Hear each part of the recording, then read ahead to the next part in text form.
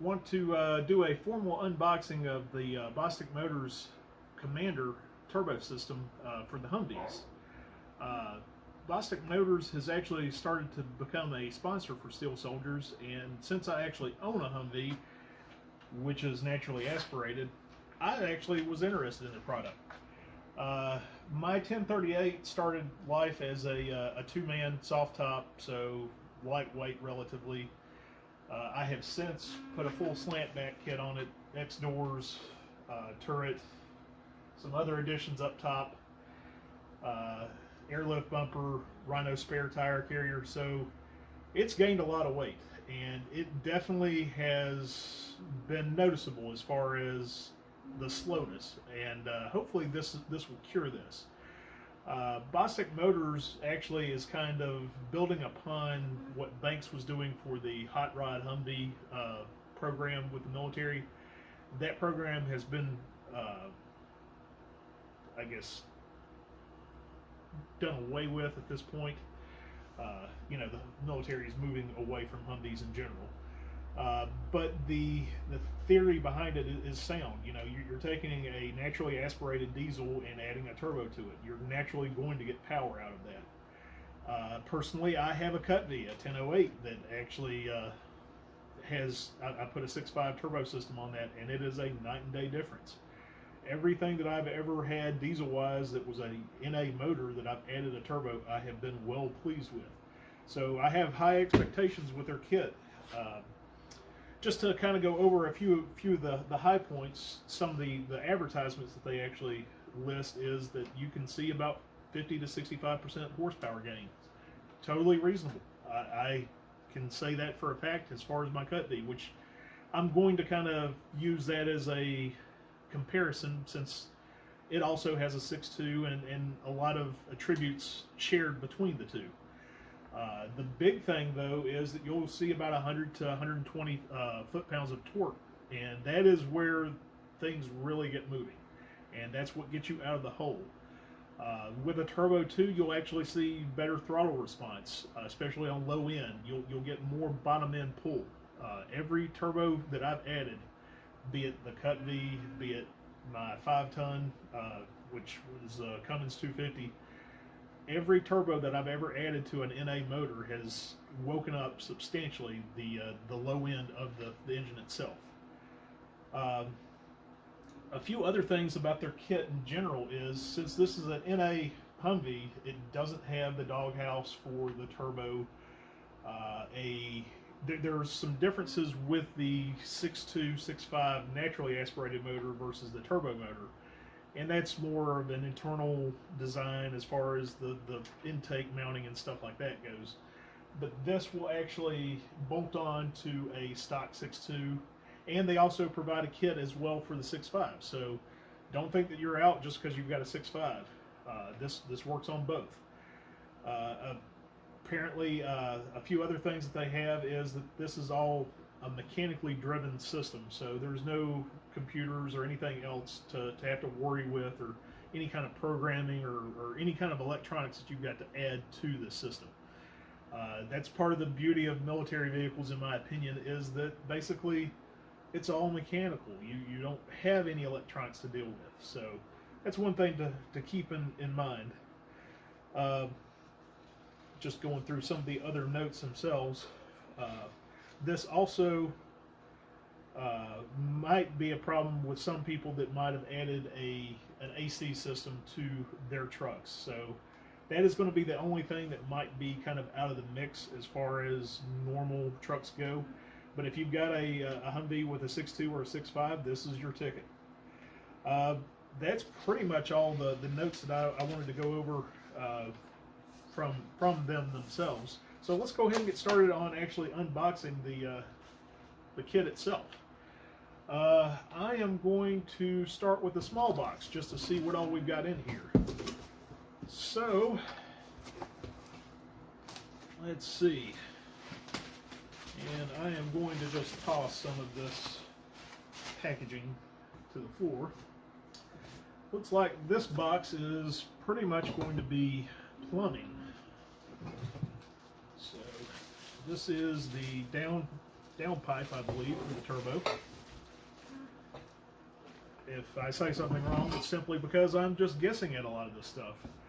This is you're seeing me unbox this in real time. So more of the exhaust components as well. Try to package some of this so we don't take up space.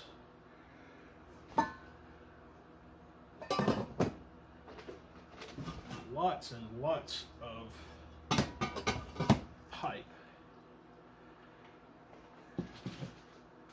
V-band clamp. That's actually nice. Some of the other turbos that I have actually put into things, they use the bolt style retainer where you've got a ring and you've got to run 3 different nuts up, and V-band clamps are the way to go. I can just say that personally because it's night and day as far as simple things to go. That tube just fell off, but it's just a hose. I assume that it's for the crankcase vent itself. It looks like they've supplied us with a male exhaust gasket kit and fuel pump, and I believe that is a crossover tube, and that of course is a exhaust gasket. So definitely stuff that's good to have here in the future for this kit.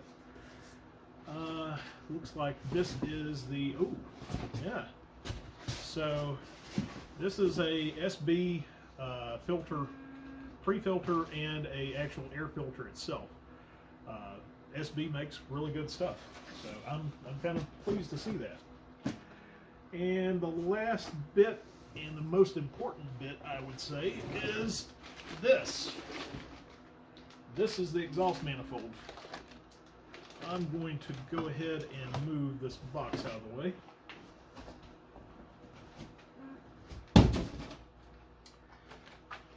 So this is a one-off casting of their own. This is very well made from what I see.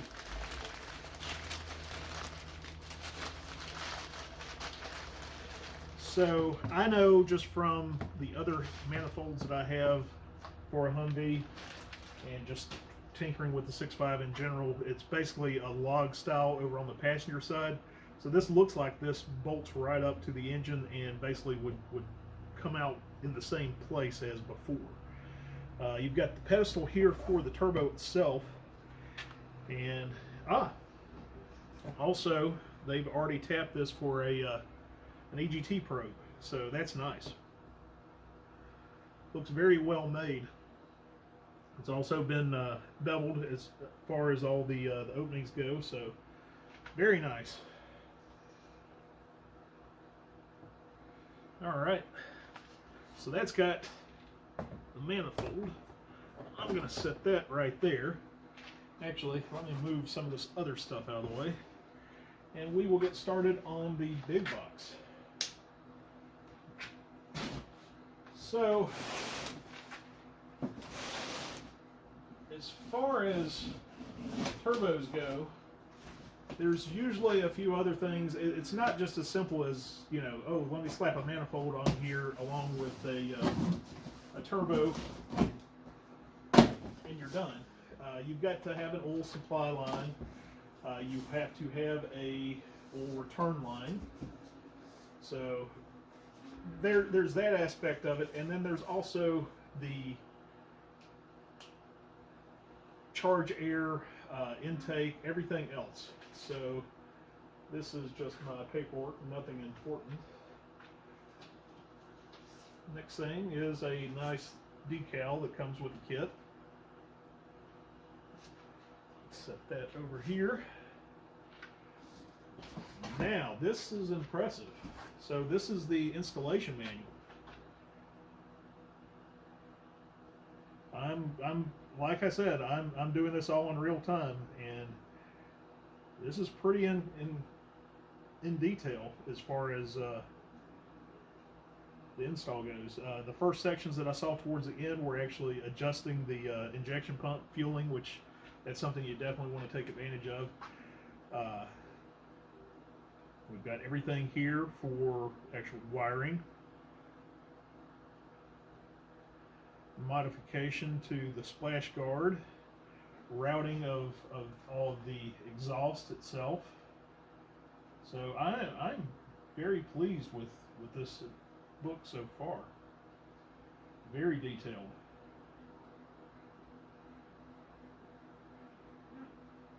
Another thing too is just talking with Jeff. You know, any issues that you have or anything, you definitely can reach out to them and ask any questions or anything that you need. So let's move on. What else do we have here? I'm just going to grab the next thing that I see, which is the oil supply line. Nice stainless steel AN fittings as well. Trying to see what that is. They're standard AN fittings, but I can't actually see manufacturer or anything, but feels good. There's no frays or anything like that I've seen before with some of the lower end hoses, so that's nice. Set that there. This right here probably is for the oil supply side, I'm guessing, where you would tap off and probably a sensor goes in and then the turbo out there. Again, I'm just guessing at a lot of this stuff. We're just doing the unboxing right now to find out what all kind of cool things that we've gotten. So next thing that I see is BMI's actual silicone elbow here. So I'm guessing this is definitely for charge air. Nice thing too is that they actually have T-clamps here. If you try to use a standard screw band as far as like a radiator hose or something like that, once you start pushing some boost to it, you'll pop those off. I speak from experience, so that's a nice little addition that they've got there. This looks like some of the, well, let me grab, got another elbow as well. Intake gasket for the actual intake manifold itself. So there's that. Grab a few more pieces of exhaust. What else do we have here? Let me pull this apart. So this is another bit of plumbing that you'll have to deal with, which is the oil return line itself. So the base of the turbo actually allows the oil to drain out through it, and this would go back into your crankcase. I am not sure how they actually route that back in. I'm sure we'll figure that out shortly though. Now, let's get into, so nice aluminum housing for the air filter itself.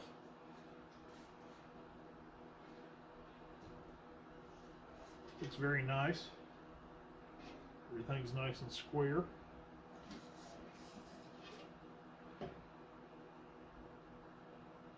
Rib nuts too. Instead of just trying to tap the aluminum, they've actually got rib nut inserts. So that's a nice little addition right there. Everything is TIG welded. Nicely done. Let's go ahead and set this over here. Alright, what else do we have here? So, airbox gasket. This is just cork gasket. I'll just set that in there for now. So, one of the more important things that I have found over the years with diesel performance and stuff like that is actually knowing what you've got. That means having gauges. So I know that I saw there was an EGT probe in there, so I assume that you actually get gauges with this as well. So I'm guessing this is the gauge pod for boost and EGT. Let's see what else we've got here. Let's go ahead and get these out because that's exactly what those are for. So we've got a set of glow shift digital gauges. So one of these I'm sure is for EGT. Yeah, there's EGT. And then this one is a boost gauge. So very nice, very nice. Go ahead and set these here somewhere.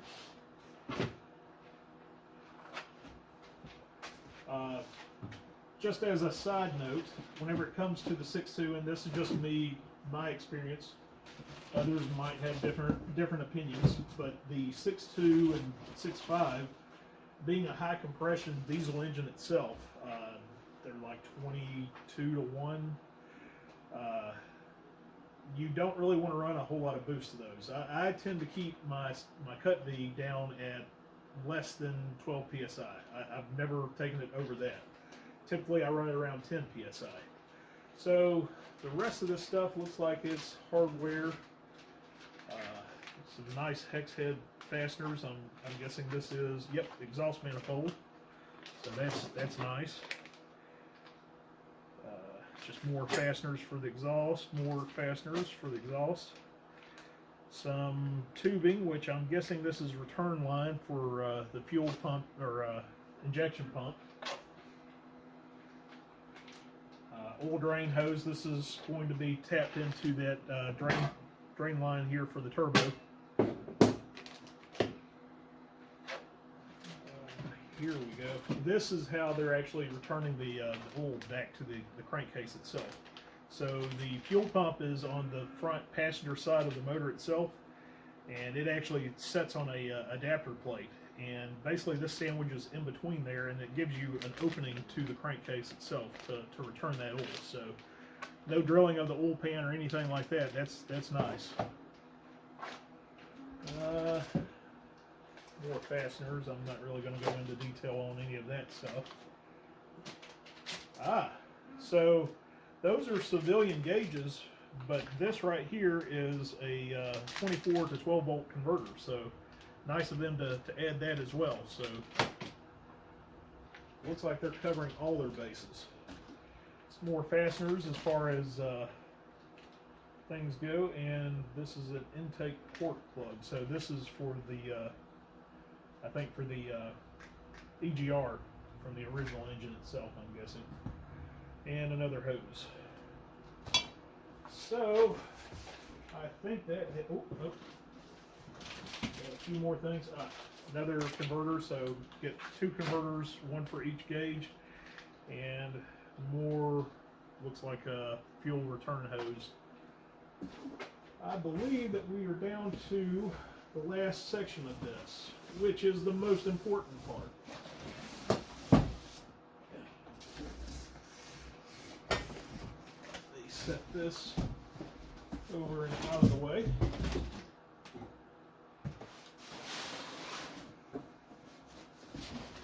Alright. I'm guessing this is the magic spinny thing.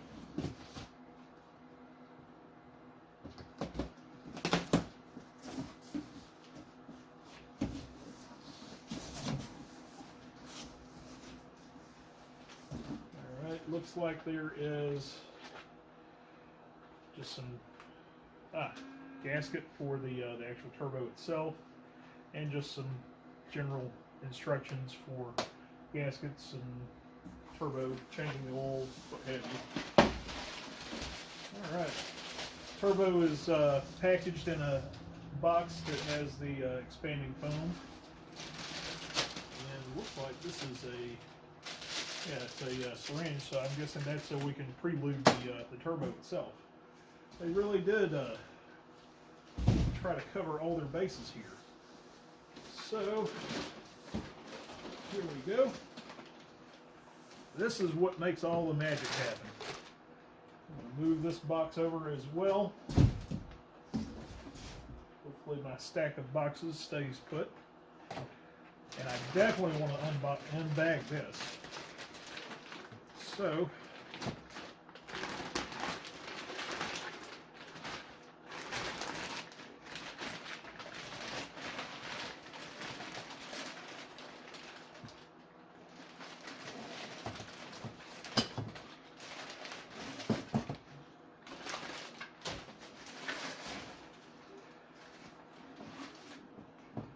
this appears to share the same design as the GM counterpart as far as turbo goes.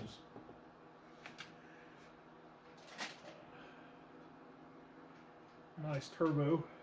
This also is completely manual. There's no wastegate actuator or anything like that. It uses just spring pressure itself to actuate the wastegate. I'm sorry, I should have said boost reference wastegate. So very nice. This is the same setup that I use on my Cut B as well. So I've had no problems whatsoever out of that. Looks very nice. So that's pretty much the kit itself. The test rig or the actual install rig is, like I said, my 1038. If I remember correctly, I want to say it only has 28,000 miles on it, which it's an MV. That doesn't really mean anything. Who knows how many gauges it's had in there, but it actually runs well for what it is. It's a 93 model. It's just a straight 1038, nothing fancy. Turbo 400, which is just the 3-speed transmission. It has no problem once you get up to speed, you know, cruising at 55. There's no problem there. It's just a matter of getting up to speed. So this hopefully will remedy that. Looking really promising from what I see here. So I'm hoping that you guys will tune in for the next episode. Next episode, I'm actually going to take this thing out for a baseline run to kind of give you an idea of what 0 to 60 is. Not going to do quarter mile because, you know, it's an MV. We're not going to be going that fast. But we will definitely get a baseline as far as 0 to 60 goes to kind of see where we were at versus where we end up at. And if this is anything like what my Cut B was with just stock GM parts, this is going to be fun. So with that, I'm going to go ahead and close out, and we will have another update here whenever we actually do a baseline run to kind of give you numbers of what you can expect out of a Humvee stock. So take care.